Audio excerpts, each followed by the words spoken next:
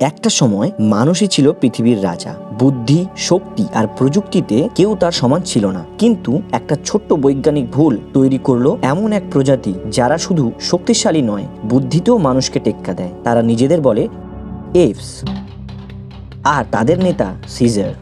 আজ শুরু হচ্ছে এমন এক যুদ্ধ যেখানে ঠিক হবে পৃথিবীর আসল রাজা কে, এপস নাকি হিউম্যান। তো ভিউয়ার্স, আজ আমরা দেখব প্ল্যানেট অফ দ্য এপস ফ্র্যাঞ্চাইজির প্রথম মুভি, যার নাম rice of the planet of the apps. তো চলুন প্রতিবারের মতোই শুরু থেকে শুরু করা যাক। এই গল্পের শুরুতেই আমরা উইল নামে একজন ব্যক্তিকে দেখি, যে কিনা একজন সায়েন্টিস্ট। সে তার বাবা, যার অ্যালজাইমারের অসুখ রয়েছে, তার জন্য যে কোনো মূল্যে অ্যালজাইমারের ওষুধ বানাতে চায় এবং খুব শীঘ্রই সে তাতে সফলও হয়ে যায়।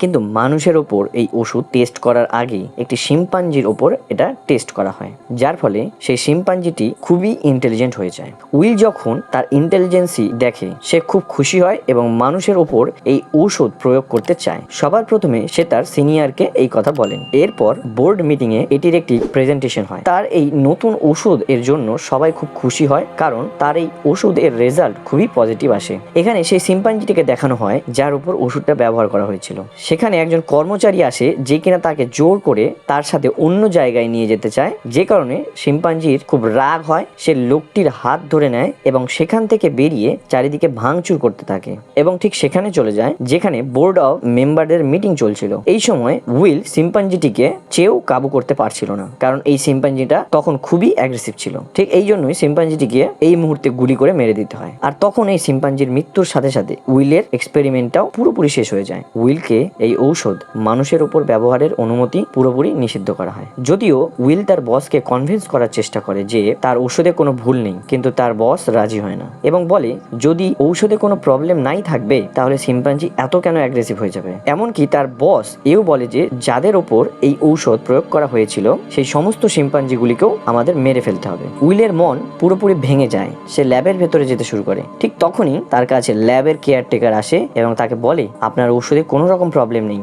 আসলে শিম্পাঞ্জিটা আপনার ঔষধের জন্য অ্যাগ্রেসিভ হয়নি, বরং যখন তাকে সেখান থেকে শিফট করা হচ্ছিল সে তখনই একটি বাচ্চার জন্ম দেয়। এইবার উইল সমস্ত ব্যাপারটা খুব ভালোভাবে বুঝতে পারে। কর্মচারী তাকে জানায় সে সমস্ত শিম্পাঞ্জিগুলিকে মেরে ফেলেছে, কিন্তু এখনই জন্ম নেওয়া বাচ্চাটাকে তার দ্বারা মারা সম্ভব হয়নি। এরপর উইল কাউকে কিছু না বলেই সেই বাচ্চাটাকে বাড়িতে নিয়ে আসে, যেখানে তার বাবাও থাকে। এখানে আমাদের দেখানো হয় শিম্পাঞ্জির বাচ্চাটি খুবই ছোট কিন্তু খুব ইন্টেলিজেন্ট, ঠিক মানুষের মতোই। খুব তাড়াতাড়ি সে উইলের বাবার সাথে মিলেমিশে যায়। দেখতে দেখতে 3 বছর কেটে যায়। এখন সেই শিম্পাঞ্জির বাচ্চা, যার নাম সিজার, সে খুবই স্মার্ট হয়ে গেছে। সে পড়ে, সে গেমস খেলে এবং মানুষের মতোই সমস্ত কাজ সে করে। শুধু সে একটি কাজ করতে পারে না, যা হলো মানুষের মতো কথা বলা। এবার আমরা উইলের বাবাকে দেখি, যার অ্যালজাইমার বেড়ে যাওয়ায় সে মানসিকভাবেও অসুস্থ হয়ে পড়েছে। এমনকি তার নার্সও উইলকে জবাব দিয়ে দেয়। সে বলে তোমার বাবার টেক কেয়ার আর বাড়িতে করা সম্ভব নয়, ওনার এখন হসপিটালের দরকার। একথা শুনে উইলের মন খুব খারাপ হয়ে যায়। সে পরের দিন ল্যাবে যায় এবং সেই ওষুধগুলো নেয় যা কিনা সে সেই শিম্পাঞ্জিগুলোকে দিয়েছিল, যা সে অ্যালজাইমারের জন্য বানিয়েছিল। সে জানতো যে তার বাবার বাঁচা এখন অসম্ভব, তাই সে এই রিস্ক নেয় এবং তার বাবাকে সেই অ্যালজাইমারের ওষুধ ইনজেক্ট করে দেয়। ইনি প্রথম মানুষ যার উপর এই ঔষধ প্রয়োগ করা হয়েছিল।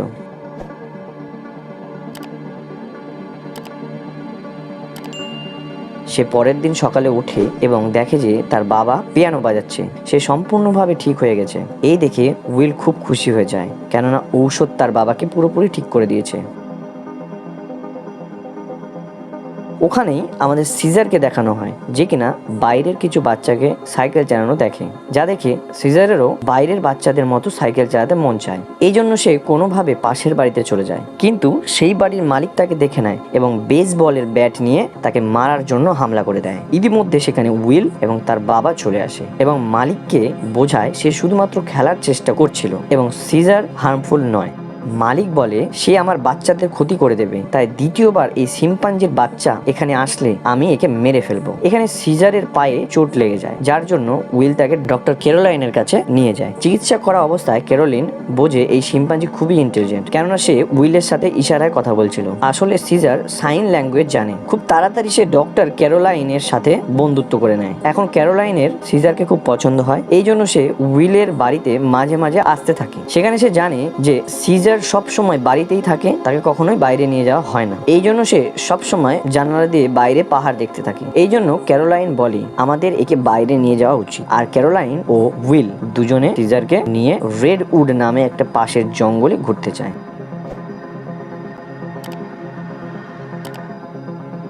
যেখানে গিয়ে তার খুবই ভালো লাগে। এইভাবে আরো 2 বছর কেটে যায়, যেখানে আমরা দেখি উইল ও ক্যারোলাইন রিলেশনশিপে এসেছে। সিজারও অনেক বড় হয়ে গেছে আর তারা প্রায়ই এই রেডউডে আসে।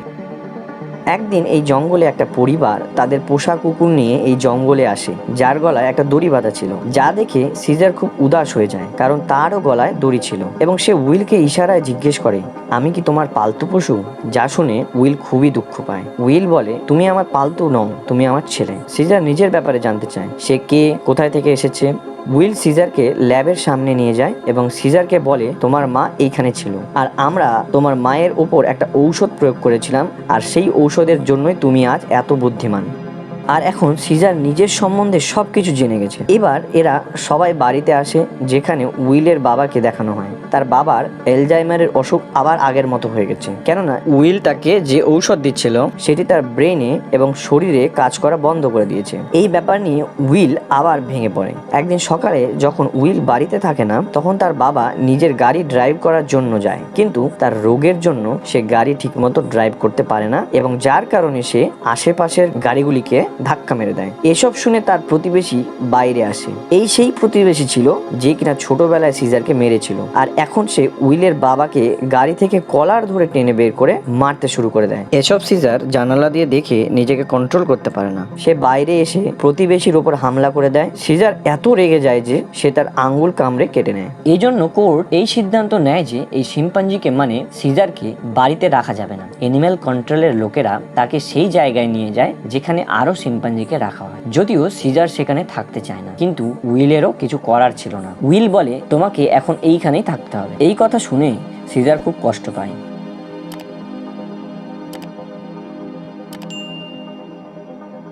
এখানে উইলের বাবাকে দেখানো হয় যে কিনা আবার অ্যালজাইমার রোগের পুরোপুরি রোগী হয়ে যায়। তাই উইল আগের থেকেও স্ট্রং একটা ঔষধ বানাতে চায় যা কিনা তার বাবাকে পুরোপুরি সুস্থ করে দেবে। সে এটি তার বসকে বলে। সে এও বলে যে আমি যে ঔষধটা আগে বানিয়েছিলাম সেটি আমার বাবার উপর প্রয়োগ করেছিলাম, তারপর উনি সুস্থ হয়ে যায়, কিন্তু সেই ওষুধটি খুব স্ট্রং ছিল না, তাই আমার বাবার রোগটা পুরোপুরি সুস্থ হয়নি। তাই আমি এইবার আরো স্ট্রং ঔষধ বানাতে চাই। তার বস সবকিছু শুনে ঔষধ বানানোর পারমিশন দিয়ে দেয়। খুব শীঘ্রই উইল স্ট্রং ঔষধ বা মেডিসিন তৈরি করে নেয়। এবার সেই মেডিসিনটা একটা শিম্পাঞ্জির উপর প্রয়োগ করার জন্য রেডি করা হয়। আর যখন তার শরীরে সেই ঔষধ ইনজেক্ট করা হচ্ছিল, তখনই একটা পাইপ লিক করে। এদের কো ওয়ার্কার, যার নাম ফ্র্যাঙ্কলিন, ঔষধের কিছু গ্যাস তার নাকের ভেতরে চলে যায়, কেননা সে মাস্ক পরে ছিল না। এবার সেই ঔষধটা সেই শিম্পাঞ্জিকে দেওয়া হয়, যার ফলে শিম্পাঞ্জিটি খুবই ইন্টেলিজেন্ট হয়ে যায়। মানে উইলের এই ওষুধটাও সফল হয়েছে। এরপর ক্যারোলাইন ও উইল সিজারের সাথে দেখা করতে যায়, যেখানে আমরা দেখি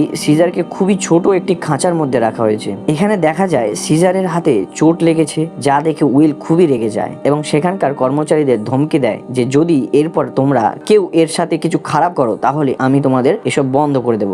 যদিও সিজার এখান থেকে বাড়ি যেতে চায়, কিন্তু উইল বলে যতক্ষণ না কোর্ট পারমিশন দেয় আমি তোমাকে নিয়ে যেতে পারবো না। উইল এখান থেকে চলে যায় এবং সিজার খুবই উদাস হয়ে যায়।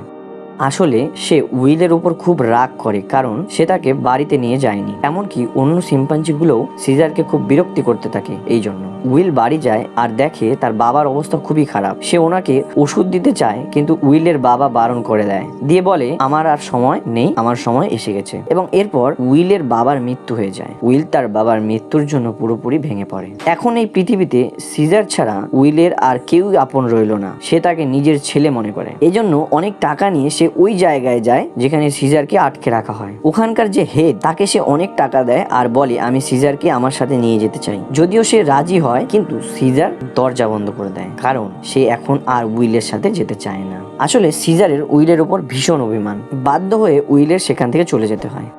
এবার এখানে কাজ করা ছেলেটার বন্ধুরা শিম্পাঞ্জিগুলো দেখার জন্য আসে, আর তাদের মধ্যে একজন যখন সিজারের কাছে আসে তখন সিজার তাকে ধরে ফেলে এবং কোনোভাবে তার পকেট থেকে একটি চাকু বের করে নেয়। সেই চাকু দিয়ে রাতের বেলা সে তার কেজ খুলে নিয়ে অন্য কেজের কাছে যায়, যার ভেতরে একটি ওরাং ওটাংকে আটকানো ছিল, যে কিনা আগে সার্কাসে থাকতো। সিজার তার বন্ধু, কেননা এরা দুজনেই ইশারায় কথা বলতে পারে। সিজার তাকে মুক্ত করে এবং দুজনে সোজা উইলের বাড়িতে চলে যায়। সে সেই নতুন ওষুধটা পায় যেটা উইল অ্যালজাইমারের নতুন পেশেন্টের জন্য বানিয়েছিল। এবার সিজার সেই মেডিসিন গুলো নিয়ে ঠিক সেই জায়গাতে আবার ফিরে আসে যেখানে সব শিম্পাঞ্জিগুলোকে আটকে রাখা হয়েছিল, আর সেখানে সেই মেডিসিন গুলো খুলে দেয়, যার ফলে সেই গ্যাস সমস্ত শিম্পাঞ্জিগুলো ইনহেল করে নেয়, যার পরে সমস্ত শিম্পাঞ্জি সিজারের মতো ইন্টেলিজেন্ট হয়ে যায়। তাদের মধ্যে ভাবা ও বোঝার শক্তি চলে আসে। কিন্তু ফ্র্যাঙ্কলিন যে ভুলবশত এটা ইনহেল করে নিয়েছিল তার আবার মৃত্যু হয়ে যায়, যার মানে হলো এই মেডিসিন শুধুমাত্র শিম্পাঞ্জির ওপরেই কাজ করবে, মানুষের ওপর এর উল্টো রিয়াকশন হচ্ছিল। এবার আমরা দেখি সিজার যে কিনা বাকি শিম্পাঞ্জির সাথে সেই জায়গা থেকে পালিয়ে যেতে চায়। তখনই এখানে একজন ওয়ার্কারকে দেখানো হয় যে কিনা শিম্পাঞ্জিগুলোকে খুবই টর্চার করত। সে চলে আসে এবং তার ইলেকট্রিক স্টিক দিয়ে তাদের কারেন্ট দিতে চায়। তখনই সিজার তার হাত ধরে ফেলে এবং চিৎকার করে বলে, নো। এটি ছিল সিজারের মুখের প্রথম কথা। এরপর সিজার তাকে মুখে একটা পাঞ্চ মেরে ফেলে দেয় এবং বাকি সব শিম্পাঞ্জিগুলোকে মুক্ত করে দেয়। সেই ওয়ার্কার আবার উঠে নিজের ইলেকট্রিক স্টিক নিয়ে সিজারের দিকে ছুটে আসে সিজারকে মারবার জন্য। তখনই সিজার তার দিকে জল ফেলে দেয় এবং সেই ওয়ার্কার কারেন্ট লেগে মারা যায়। এরপর সিজার সমস্ত শিম্পাঞ্জিগুলোকে নিয়ে জুয়ে চলে যায়। সেখানকার সমস্ত শিম্পাঞ্জিগুলোকে মুক্ত করে সে তাদের দলে নিয়ে নেয়। এবার সবাই মিলে উইলের ল্যাবে চলে যায়। সেখানে আরো শিম্পাঞ্জি ছিল, তাদেরও মুক্ত করে দেয়, আর এখন তারা একটা টিমে পরিণত হয়েছে যারা কিনা মানুষের বিপক্ষে। এখন উইলকে দেখি সে সিজারের চিন্তায় সেখানে কল করে যেখানে সিজারকে আটকে রাখা হয়েছিল, কিন্তু কেউ কল রিসিভ করে না। তাই উইল ক্যারোলাইনকে নিয়ে সেখানে পৌঁছে যায় এবং দেখে একজন কর্মচারী আহত অবস্থায় পড়ে আছে। সে তাকে জিজ্ঞেস করে এখানে কি হয়েছে। উত্তরে কর্মচারী জানায় তোমার শিম্পাঞ্জি সমস্ত বন্দি শিম্পাঞ্জিদের নিয়ে পালিয়েছে এবং সে প্রথমবার কথাও বলেছিল। এই শুনে উইল বুঝে যায় সিজার কোথায় যেতে পারে। এরপর উইল বুঝতে পারে সিজার তার সমস্ত সাথীদের সাথে রেড উডে যাচ্ছে, যেখানে সে ছোটবেলায় তাকে নিয়ে যেত। সিজার ও তার সাথীরা রেড উডের দিকে এগোচ্ছিল। রাস্তায় একটি ব্রিজ পড়ে যেখানে পুলিশ তাদের রাস্তা আটকায়। এরপর শিম্পাঞ্জি ও পুলিশের মধ্যে একটা ধোঁয়াধার ফাইট হয়। তাদের উপর হেলিকপ্টার দিয়েও হামলা করা হয়। এরই মধ্যে যখন সিজারের একটা বড় ক্ষতি হতেই লেগেছিল তখনই সেখানে একটা বড় গরিলা যার নাম পাক সে হেলিকপ্টারের উপর ঝাঁপিয়ে পড়ে আর হেলিকপ্টারকে ক্র্যাশ করে দেয়, যার ফলে তার নিজেরও জীবন চলে যায়। এরপর সেখানে শিম্পাঞ্জি কোবা আসে। সে সেই ব্যক্তিকে মেরে ফেলে যে হেলিকপ্টার থেকে গুলি চালাচ্ছিল। আসলে কোবা সেই শিম্পাঞ্জি যাকে ল্যাবে নতুন স্ট্রং মেডিসিন ইনজেক্ট করা হয়েছিল। এরপর সবাই মিলে রেড উড পার্কে চলে যায়, যেখানে কিছুক্ষণের মধ্যে উইলও পৌঁছে যায়। সে সিজারকে জোরে জোরে ডাকে। একটা অন্য শিম্পাঞ্জি উইলের উপর প্রায় হামলা করেই ফেলেছিল, তখনই সিজার তাকে আটকায়। উইল সিজারকে বলে অভিমান ছাড়ো, তুমি আমার সাথে বাড়িতে চলো, না হলে পুলিশ তোমাদের সবাইকে মেরে ফেলবে। সিজার উইলকে কাছে টেনে নিয়ে কানের কাছে বলে এখন এটাই আমার বাড়ি। উইল বুঝে যায় সিজার তার দুনিয়া পেয়ে গেছে, সে তার সাথে আর ফিরে আসবে না। এজন্যই উইল সেখান থেকে চলে যায়। আর এখন সিজার ও তার সাথীদের এটি নতুন দুনিয়া। সিজারই তাদের সব সাথী, অর্থাৎ সেই গ্রুপের লিডার। এজন্যই উইল সেখান থেকে চলে যায়। এরপর আমাদের দেখানো হয় উইলের প্রতিবেশী যার আঙ্গুল সিজার কেটে ফেলেছিল, সে আসলে একজন ইন্টারন্যাশনাল পাইলট যে কিনা ইন্টারন্যাশনাল ফ্লাইট ওড়ায়। এখন তার নাক থেকে রক্ত বের হচ্ছিল। আসলে ফ্র্যাঙ্কলিন যে কিনা উইলের কালিগ ছিল, যার নতুন স্ট্রং ঔষধের ভাইরাস থেকে মৃত্যু হয়েছিল, সে উইলের সাথে দেখা করার জন্য উইলের বাড়িতে গিয়েছিল। তখন তার সাক্ষাৎ এই প্রতিবেশীর সাথেই হয়েছিল। তার হাঁচি এসেছিল, যার ফলে ভাইরাস মিশ্রিত ড্রপলেটস সেই প্রতিবেশীর মধ্যে চলে আসে এবং এখন সেও এই ভাইরাস দ্বারা ইনফেক্টেড। এই ব্যক্তি ইন্টারন্যাশনাল ফ্লাইট ওড়ায়। এর মানে হলো ইনি এই ভাইরাস পুরো দুনিয়ায় ছড়িয়ে দেবে এবং পুরো দুনিয়া বদলে যাবে। আর হয়ও তেমনি, যা আমাদের এই মুভির সেকেন্ড পার্টে দেখানো হয়। আসল গল্প তো শুরু হয় এই মুভির সেকেন্ড পার্ট থেকে, যা দেখলে আপনারা পুরোই অবাক হয়ে যাবেন। তো আপনারা যদি এই মুভির সেকেন্ড পার্টের এক্সপ্লেনেশন চান তাহলে অবশ্যই কমেন্ট বক্সে জানান। আর চ্যানেলে নতুন হলে চ্যানেলটিকে সাবস্ক্রাইব করুন এরকম ভিডিও আরো পেতে। ভিডিওটিতে একটি লাইক করুন ও শেয়ার করুন আর কমেন্টে জানান এই মুভির এক্সপ্লেনেশন আপনাদের কেমন লাগলো। Thanks for watching.